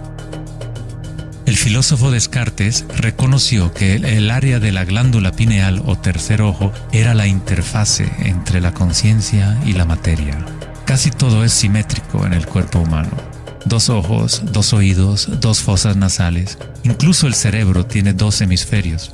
Pero hay un área en el cerebro que no se duplica. Es el área de la glándula pineal y el centro energético que lo rodea. En un nivel físico, ahí se forman naturalmente moléculas únicas como el DMT.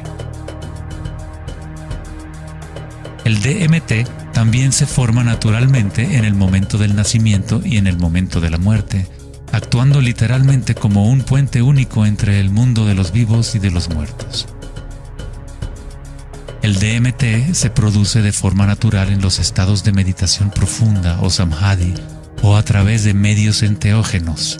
Por ejemplo, la ayahuasca es usada en tradiciones chamánicas de América del Sur para eliminar el velo entre los mundos internos y externos.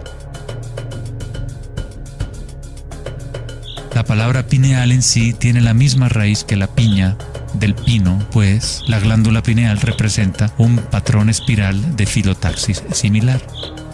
Este modelo, que también conocido como flor del patrón de vida, es común en obras de arte antiguas que representan seres iluminados o despiertos. Cuando la imagen de la piña del pino se observa en formas de artes sacras, representa el despertar del tercer ojo, la conciencia unívoca que dirige el flujo de energía evolutiva. La piña del pino representa el florecimiento de los chakras superiores que se activan mientras Sushumna se eleva hasta el chakra Ajna y más allá. En la mitología griega, los seguidores de Dionisio llevaban una panícula o báculo gigante, envuelto en hojas enredadera en espiral y una piña de pino en el extremo superior. Una vez más, representa la energía de Dionisio o Kundalini Shakti, mientras asciende por la columna vertebral al cuerpo pineal del sexto chakra.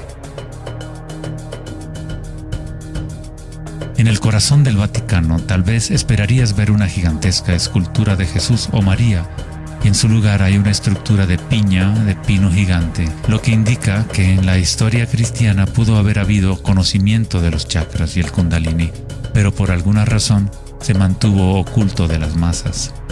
La explicación oficial de la Iglesia es que la piña del pino es un símbolo de regeneración y representa la nueva vida en Cristo.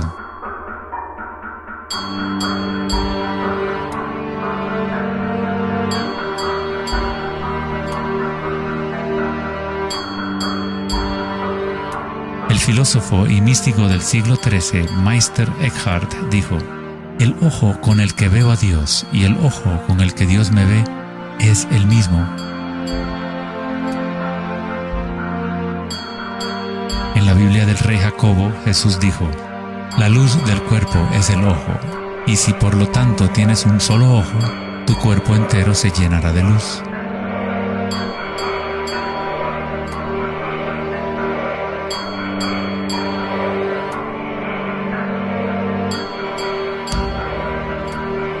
Buda dijo: "El cuerpo es el ojo".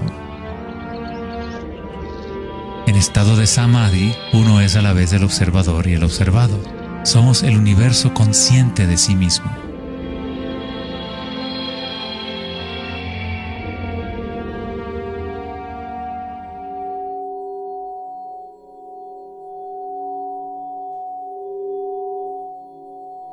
Cuando el Kundalini se activa, estimula el sexto chakra y el centro pineal, y esta zona empieza a recuperar algunas de sus funciones evolutivas. La meditación en la oscuridad ha sido utilizada durante miles de años como una forma de activar el sexto chakra en el área de la glándula pineal. La activación de este centro nos permite ver la luz interior. Ya sea el yogi proverbial o el chamán en retiro profundo en una cueva, un taoísta, un iniciado maya o un monje tibetano, todas las tradiciones incorporan un periodo de tiempo durante el cual uno entra en la oscuridad. La glándula pineal es la puerta a la experiencia directa de la propia energía sutil. El filósofo Nietzsche dijo: "Si miras fijamente al abismo durante el tiempo suficiente, eventualmente descubrirás que el abismo te mira fijamente de regreso". Los dólmenes o las antiguas tumbas en formas de pórtico se encuentran entre las estructuras más antiguas que quedan en la Tierra. La mayoría datan del periodo neolítico de 3000 a 4000 años antes de Cristo, y algunos en Europa occidental tienen 7000 años de antigüedad. El dolmen se utilizaba para entrar en meditación perpetua como una forma para los humanos de formar un puente entre el mundo exterior e interior. A medida que uno continúa meditando en la oscuridad total, eventualmente empieza a observar la energía interna o luz al activarse el tercer ojo. Los ritmos circadianos que se rigen por el sol y los canales de la luna dejan de controlar las funciones del cuerpo y se establece un nuevo ritmo.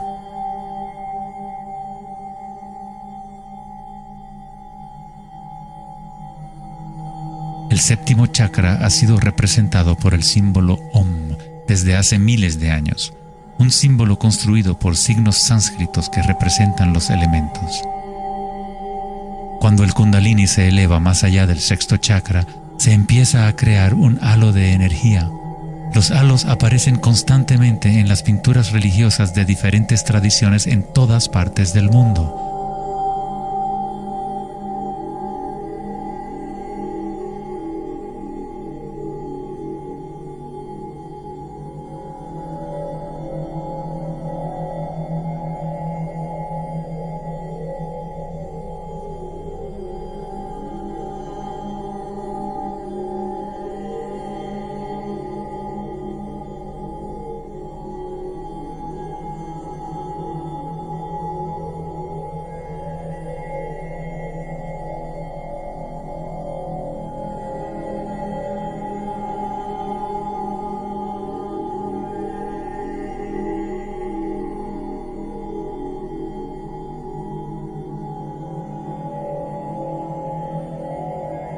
El halo, o la imagen de un distintivo energético alrededor de un ser despierto, es común en virtualmente todas las religiones, en todas partes del mundo. El proceso evolutivo de despertar los chakras no es propiedad de un grupo o de una religión, es el derecho inalienable de todo ser humano en el planeta.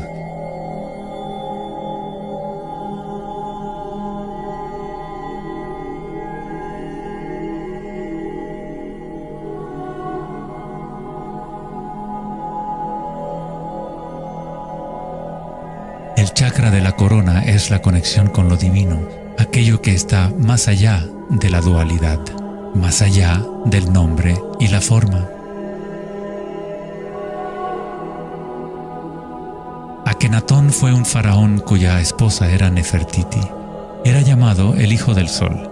Él descubrió Atón, o la palabra de Dios en su interior, uniendo el Kundalini y la conciencia.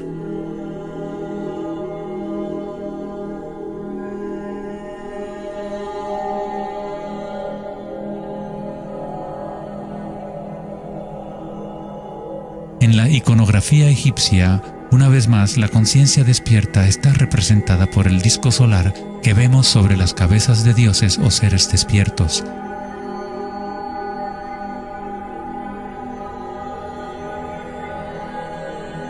En las tradiciones hindú y yógica, se denomina Sahasrara a ese halo, el loto de 1000 pétalos.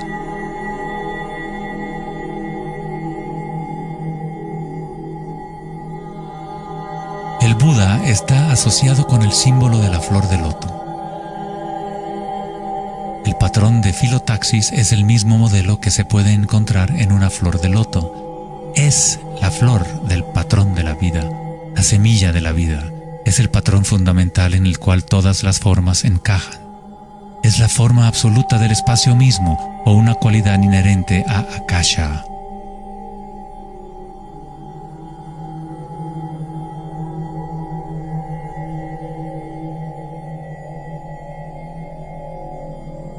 En un momento de la historia, el símbolo de la flor de la vida predominaba por toda la tierra. La flor de la vida se encuentra custodiada por leones en lugares más sagrados de China y otras partes de Asia.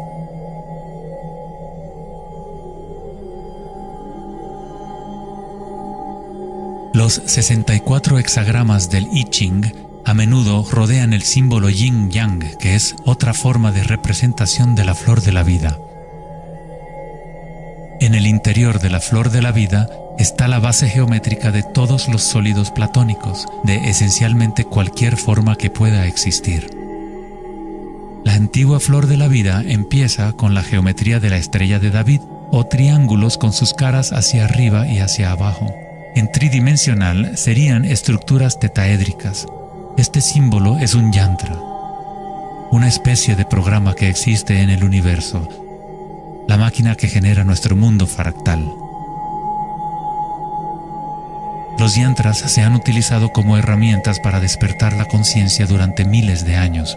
La forma visual del yantra es una representación externa de un proceso interno de desarrollo espiritual.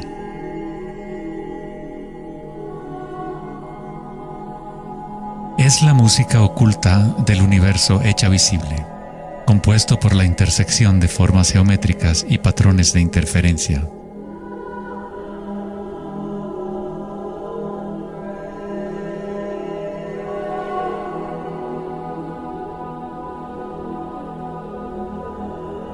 Cada chakra es un loto, un yantra, un centro psicofisiológico a través del cual el mundo puede ser experimentado.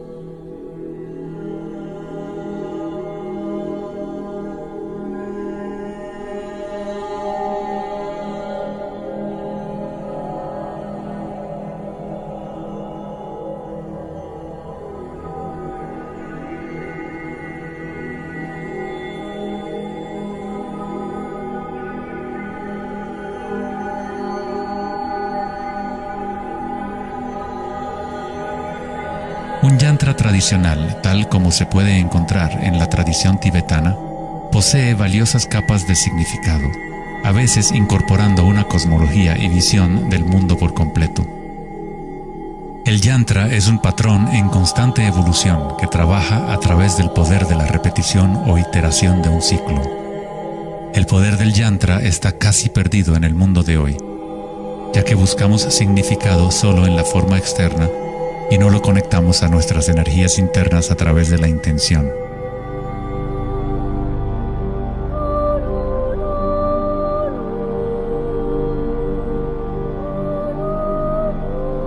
Hay una buena razón por la cual sacerdotes, monjes y yogis han sido tradicionalmente célibes. Hoy en día, apenas una fracción conoce la razón de su celibato, pues el verdadero propósito se ha perdido. En pocas palabras, si tu energía se va a consumir en producir más espermatozoides u óvulos, según sea el caso, no queda suficiente para impulsar la ascensión del Kundalini que activa los chakras superiores.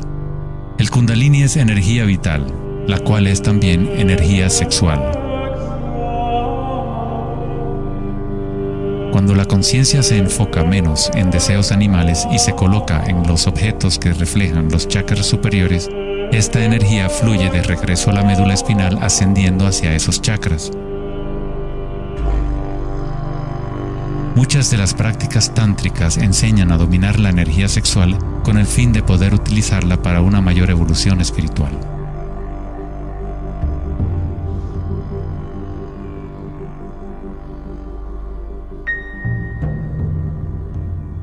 Tu estado de conciencia crea las condiciones adecuadas para que tu energía pueda crecer. Entrar en un estado de conciencia no requiere de tiempo. Como dice Eckhart Tolle, la conciencia y la presencia siempre suceden en el ahora. Si estás tratando de hacer que algo suceda, entonces estás creando resistencia hacia lo que es. Es la eliminación de toda resistencia lo que permite que la energía evolutiva se desarrolle. En la tradición yógica antigua, las posturas de yoga se han utilizado para preparar el cuerpo para la meditación. El Hatha Yoga nunca fue enseñado como un régimen de ejercicio, sino como una forma de conectar nuestro mundo interior y exterior. La palabra sánscrita Hatha proviene de las raíces Sol A y Luna Ta. En el Yoga Sutra original de Pantajali, el propósito de las 8 ramas del yoga es igual al noble sendero de 8 facetas del Buda, para la liberación del sufrimiento. Cuando las polaridades del mundo dual están en equilibrio, surge un tercer elemento. Nos encontramos con la misteriosa llave dorada que abre las fuerzas evolutivas de la naturaleza. Esta síntesis de los canales del Sol y la Luna es nuestra energía evolutiva.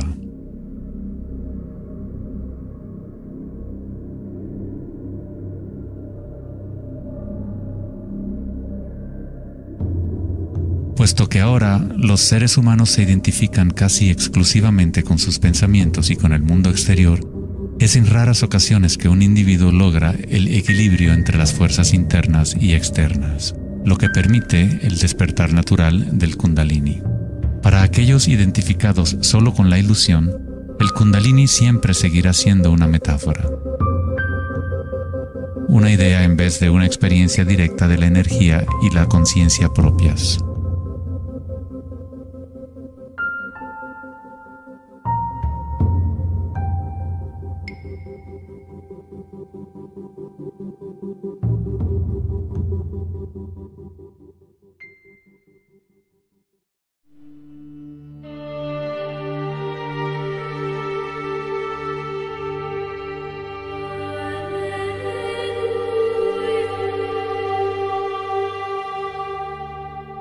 La vida, la libertad y la búsqueda de la felicidad.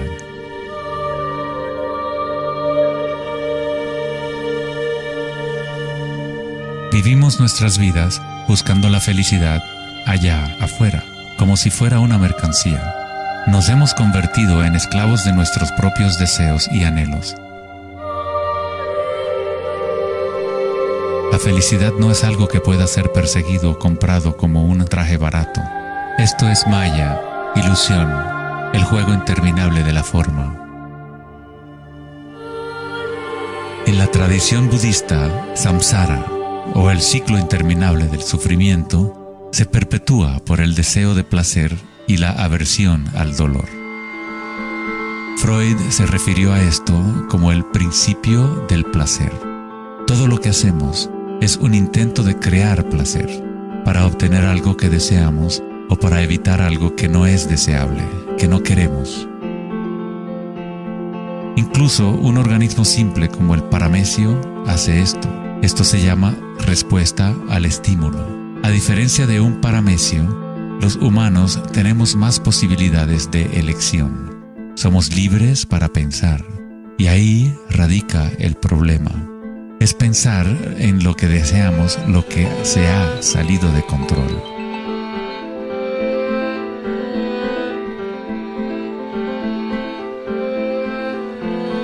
Safety systems armed. 10, 9, 8, 7, 6, 5, 4, 3, 2, 1, 0, and liftoff of Endeavour, going where East and West do meet at the International Space Station. El dilema de la sociedad moderna es que tratamos de entender el mundo no en términos de conciencia interna arcaica, sino cuantificando y calificando lo que percibimos como el mundo externo, a través de medios científicos y mentales. Pensar solo ha llevado a pensar más y a formular más preguntas. Anhelamos conocer el secreto que crea el mundo y orienta su camino, pero consideramos esta esencia como si estuviera fuera de nosotros, no como una cosa viviente e inherente a nuestra propia naturaleza. Fue el famoso psiquiatra Carl Jung quien dijo: aquel que mira hacia afuera sueña, aquel que mira hacia adentro despierta. No tiene nada de malo desear estar despierto, ser feliz. Lo que está mal es buscar la felicidad fuera cuando solo se puede encontrar en nuestro interior.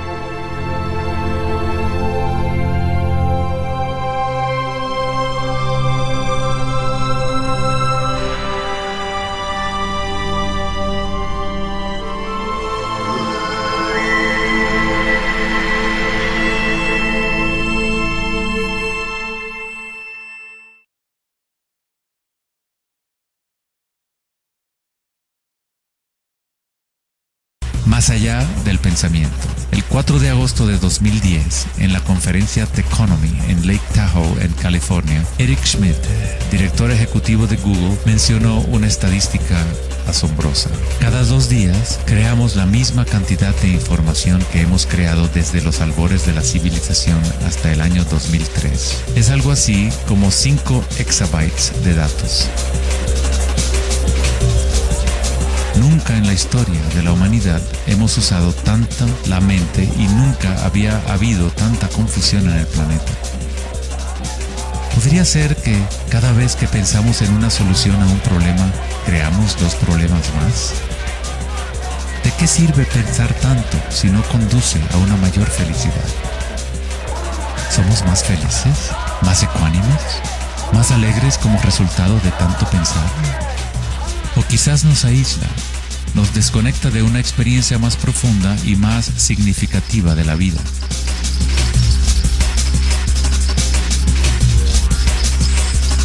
Pensar, actuar y hacer deben estar en equilibrio con el ser. Después de todo, somos seres humanos, no actos humanos.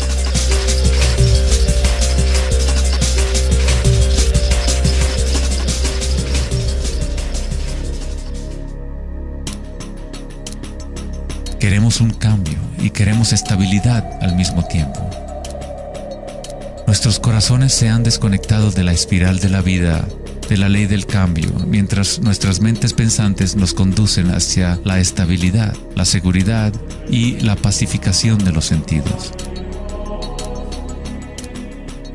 Con una fascinación morbosa, observamos asesinatos, tsunamis, terremotos y guerras. Constantemente tratamos de ocupar nuestra mente, llenándola de información. Programas de televisión transmitiendo de cada dispositivo imaginable, juegos y rompecabezas, mensajes de texto y todas las trivialidades posibles. Nos dejamos fascinar con la corriente infinita de nuevas imágenes, nuevas informaciones, nuevas formas de provocar y pacificar nuestros sentidos. los momentos de reflexión interior, nuestro corazón nos dirá que hay algo más en la vida que nuestra realidad actual, que vivimos en un mundo de espíritus hambrientos, siempre anhelando más y nunca satisfechos.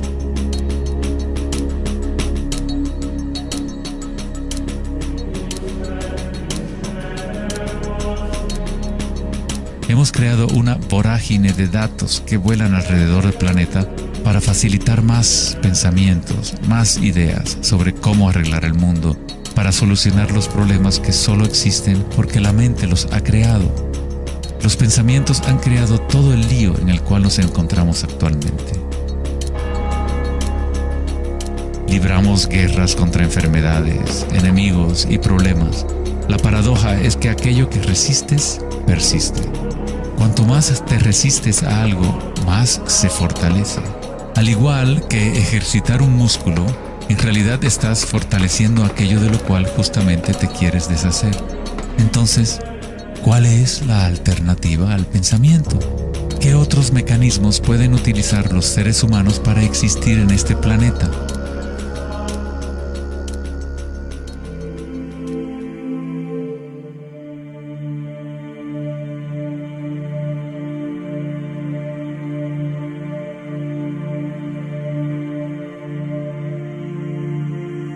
Mientras que la cultura occidental en los últimos siglos se ha centrado en la exploración de lo físico mediante el uso del pensamiento y el análisis, otras culturas antiguas han desarrollado tecnologías igualmente sofisticadas para explorar el espacio interior.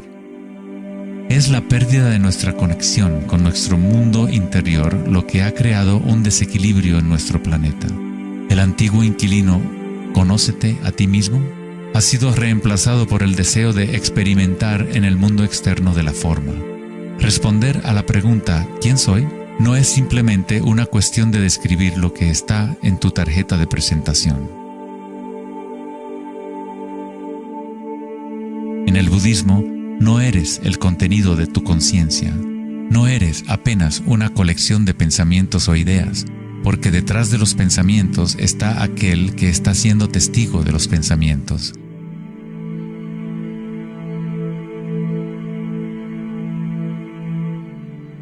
El dicho enfático, «Conócete a ti mismo», es un koan del Zen, un acertijo sin respuesta. Como un perro persiguiendo su cola, es solo la identidad del ego que quiere encontrar una respuesta, un propósito.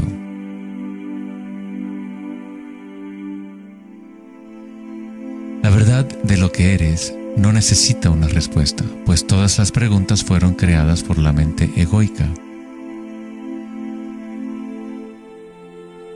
No eres tu mente.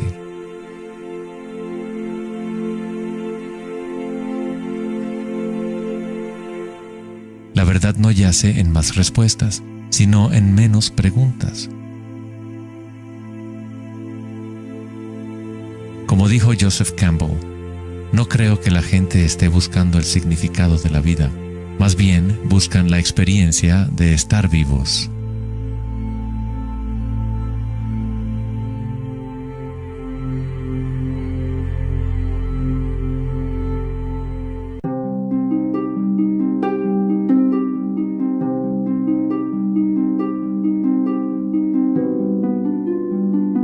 Cuando al Buda le preguntaron, ¿qué eres?, simplemente dijo, estoy despierto.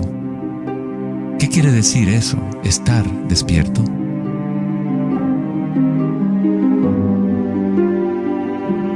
El Buda no dice exactamente qué es, porque el florecimiento de cada vida individual es diferente, pero sí dice algo, es el fin del sufrimiento.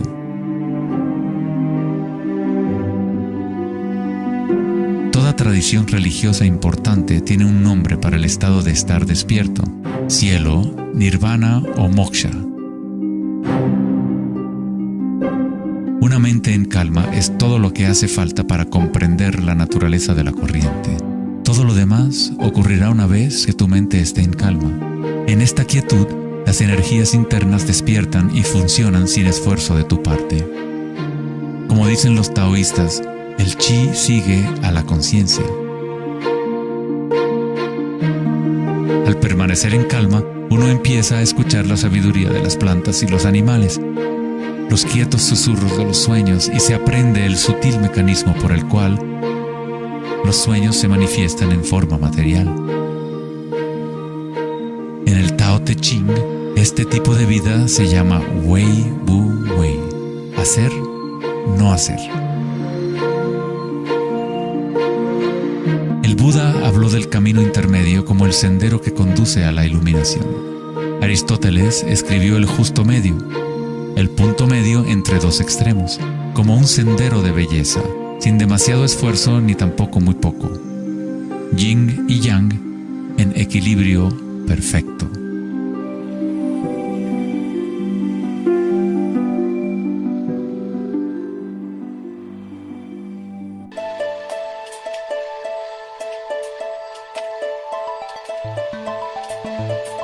La noción de Vedanta sobre Maya, o la ilusión, es que no experimentamos el medio ambiente en sí, sino una proyección creada por los pensamientos. Por supuesto, tus pensamientos te permiten experimentar el mundo vibratorio de cierta manera, pero nuestra ecuanimidad interior no tiene que estar supeditada a acontecimientos externos. La creencia en un mundo externo independiente del sujeto que percibe es fundamental para la ciencia. Pero nuestros sentidos solo nos entregan información indirecta. Nuestras nociones acerca de este mundo físico creado por nuestra mente están siempre filtradas por nuestros sentidos y, por lo tanto, siempre son incompletas. Hay un campo de vibraciones que subyace en todos los sentidos. Las personas con una condición llamada sinestesia a veces sienten este campo vibratorio de diferentes maneras. Los sinestésicos pueden ver los sonidos como colores o formas, o las cualidades asociadas de un sentido hacia otro. La sinestesia se refiere a una síntesis o amalgama de los sentidos. Los chakras y los sentidos son como un prisma que filtra una serie de vibraciones. Todas las cosas del universo están vibrando a diferentes velocidades y frecuencias. El ojo de Horus se compone de 6 símbolos. Cada uno representa uno de los sentidos. Al igual que el sistema védico antiguo, el pensamiento se considera un sentido.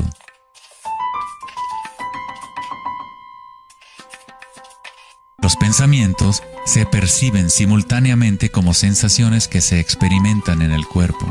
Surgen de la misma fuente vibratoria. El pensamiento es simplemente una herramienta, uno de los 6 sentidos. Pero lo hemos llevado a un estado tan elevado que nos identificamos con nuestros pensamientos. El hecho de que no identificamos el pensamiento como uno de los 6 sentidos es muy significativo. Estamos tan inmersos en nuestros pensamientos que al tratar de explicar el pensamiento como un sentido, es como explicarle a un pez el agua. ¿Agua? ¿Qué agua?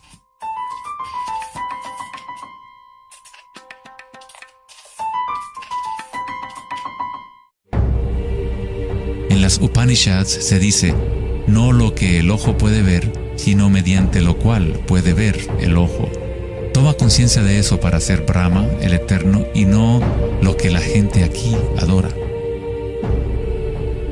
No lo que el oído puede escuchar, sino mediante lo cual puede escuchar el oído. Toma conciencia de eso para ser Brahma, el Eterno, y no lo que la gente aquí adora.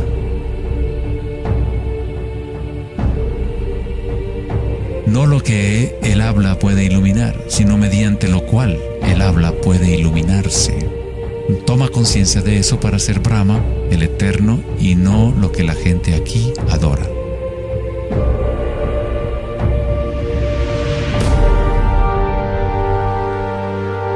No lo que la mente puede pensar, sino por lo cual la mente puede pensar. Toma conciencia de eso para ser Brahma, el Eterno, y no lo que la gente aquí adora.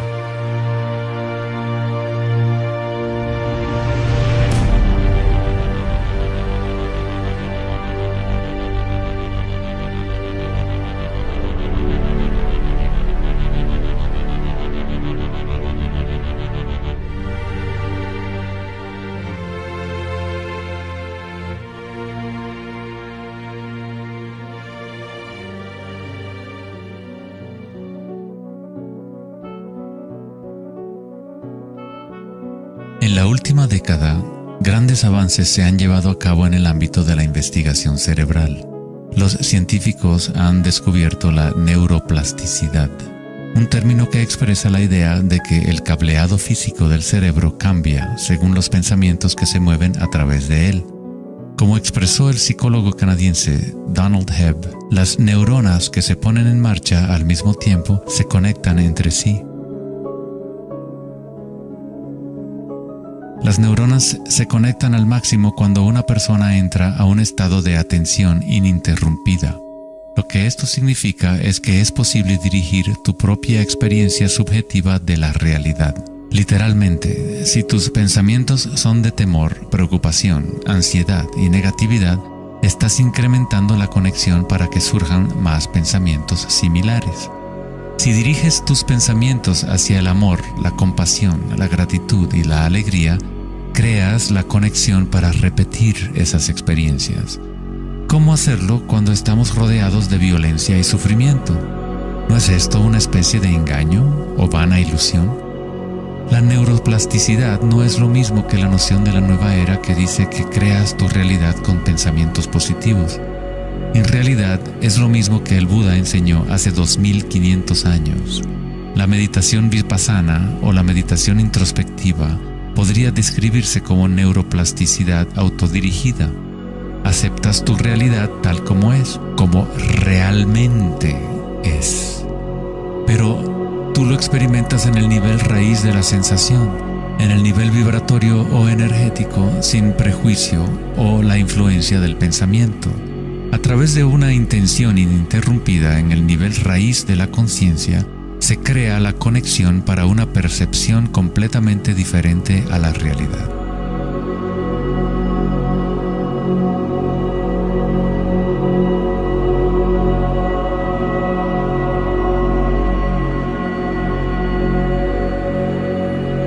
La mayor parte del tiempo lo entendemos al revés. Estamos permitiendo constantemente que las ideas sobre el mundo exterior conformen nuestras redes neuronales, pero nuestra ecuanimidad interior no tiene que estar supeditada a acontecimientos externos. Las circunstancias no importan, solo mi estado de conciencia importa. Meditación en sánscrito significa estar libre de cualquier tipo de medición o evaluación, libre de toda comparación, de todo devenir.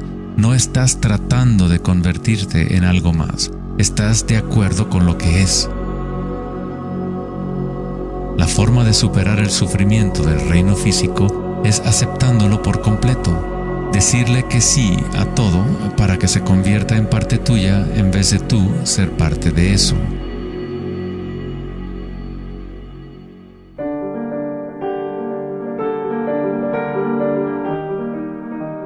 ¿Cómo se puede vivir de tal manera que la conciencia deje de estar en conflicto con su contenido? ¿Cómo puede uno vaciar el corazón de las ambiciones mezquinas? Debe haber una revolución total en la conciencia, un cambio radical en la orientación del mundo exterior al interior. No es una revolución provocada solo por la voluntad o el esfuerzo, sino también por la entrega total, la aceptación de la realidad tal como es. Solamente desde el corazón podemos tocar el cielo. Rumi. La imagen del corazón abierto de Cristo transmite de forma poderosa la idea de que uno debe abrirse al dolor. Uno debe aceptar todo si desea permanecer abierto a la fuente de la evolución. Esto no significa que te conviertes en un masoquista. No buscas dolor, pero cuando el dolor viene, lo cual inevitablemente ocurre, simplemente aceptas la realidad tal como es en lugar de anhelar otra realidad. Los hawaianos han creído durante mucho tiempo que es a través del corazón que aprendemos la verdad. El corazón tiene su propia inteligencia, tan obvia como la del cerebro. Los egipcios creían que el corazón, y no el cerebro, era la fuente de la sabiduría humana. El corazón era considerado el centro del alma y la personalidad. Era a través del corazón que se expresaba la divinidad, impartiendo conocimientos a los antiguos egipcios sobre su verdadero camino. Este papiro representa la medición del peso del corazón. Era considerado algo bueno pasar la vida después de la muerte con un corazón liviano. Eso significaba que habías tenido una buena vida. Una etapa universal o arquetípica que experimentan las personas en el proceso del despertar del centro del corazón es la experiencia de la energía personal como la energía universal.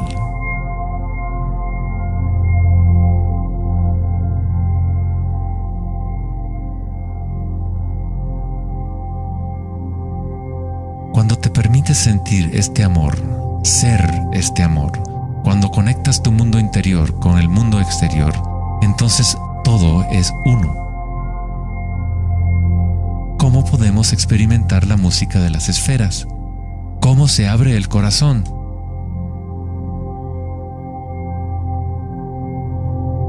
Sri Ramana Maharshi dijo: Dios habita en ti, como tú, y no tienes que hacer nada para ser consciente de Dios o de ti mismo. Ya es tu estado verdadero y natural. Solo abandona toda búsqueda, dirige tu atención hacia adentro y sacrifica tu mente al único ser irradiando en el corazón de tu propio ser. Para que esto sea tu experiencia que vives en el presente, el autoconocimiento es el único camino directo e inmediato.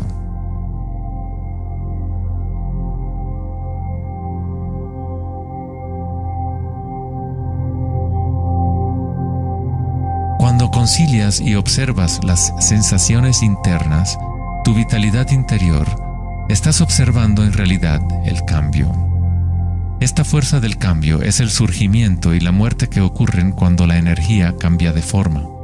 El grado en que una persona ha evolucionado o alcanzado la iluminación es el grado en que uno ha adquirido la capacidad de adaptarse a cada momento o a transmutar la corriente de circunstancias humanas, siempre cambiantes, el dolor y el placer en gozo.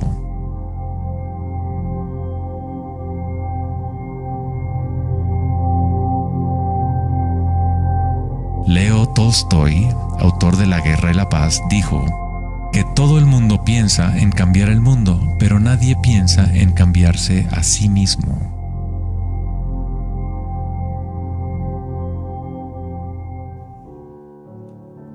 Darwin dijo que la característica más importante para la supervivencia de la especie no es la fuerza o la inteligencia, sino la capacidad de adaptación a los cambios.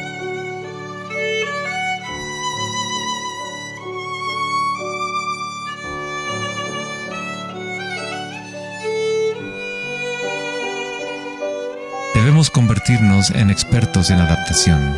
Esta es la enseñanza budista de Anika. Todo está surgiendo y desapareciendo, cambiando. El cambio es constante. El sufrimiento existe solo porque nos apegamos a una forma particular.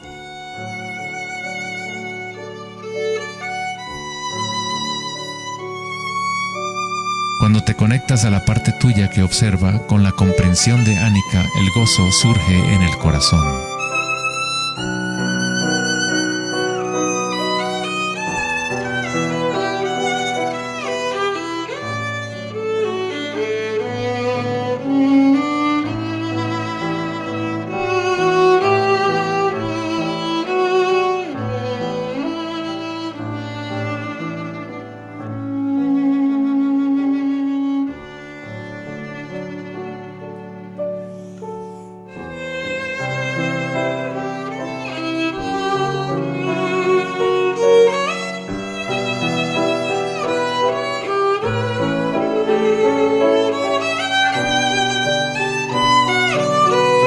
Santos, sabios y yogis a lo largo de la historia han descrito de una manera unánime la unión sagrada que se produce en el corazón, ya sean las obras de San Juan de la Cruz, los poemas de Rumi o las enseñanzas tántricas de la India.